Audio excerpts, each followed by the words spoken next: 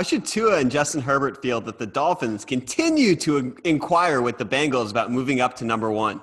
Okay, Dan Orlovsky was on the radio with us today and said that if he were the Bengals, he would not accept an offer from the Dolphins that was 5 first-round picks and a second-round pick in exchange for Joe Burrow.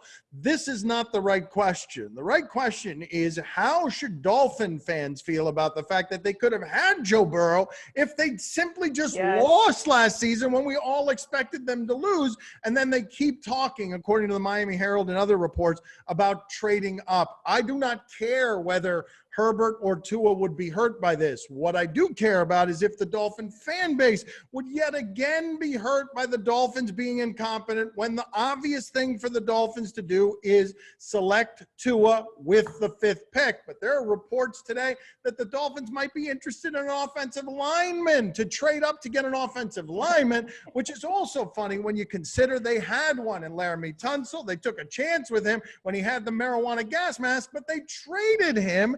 And now they still need an offensive lineman. The Dolphins have been dumb for 20 years. Tua is the not dumb thing to do tonight. I don't particularly care how Herbert and Tua feel about this news, but it is pretty funny, Dan, right? It's like being at a bar, seeing a guy strike out with another woman, having him turn around and walk up to you. Not exactly the story you want to tell your kids about how you met.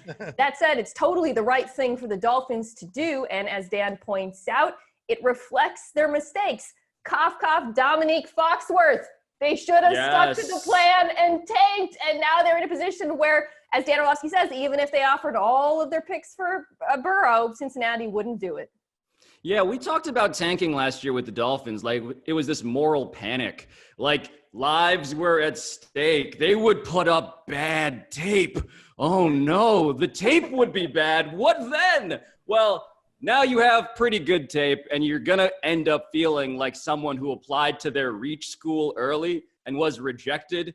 Joe Burrow is that reach. The good news is, if you are Tua and if you are Miami, you can just be in the safety school embrace that you're going to have to bury for years and years deep inside of you as you still pay this school a ton of money and you still end up wearing all of the clothes with this school on the front of it. Like, this should be embarrassing, but I have a feeling that we'll hear all of the terminology about how great a fit this is, even though, I don't know, Tua ended up being their Yale. Okay, Pablo, I get it. I didn't get into Harvard. I mean, I didn't even know that. I was just thinking assuming. About school and tests. Are you always thinking about school? Hold on, Mina. When you applied to Harvard, did you send the newspaper photo of you being celebrated by South Korean diplomats? I did not, but I did send my SAT scores, which were markedly higher than yours. Wow. Ouch. It's probably because they found that photo and they were like, this person has really high SAT scores. Also, she looks like a traitorous nuclear scientist. There was something really cruel about the word markedly in that last sentence. I mean, we're talking nearly 100 points, but whatever. I didn't want to bring it up. There is zero amount of joking in what Mina is telling you right now.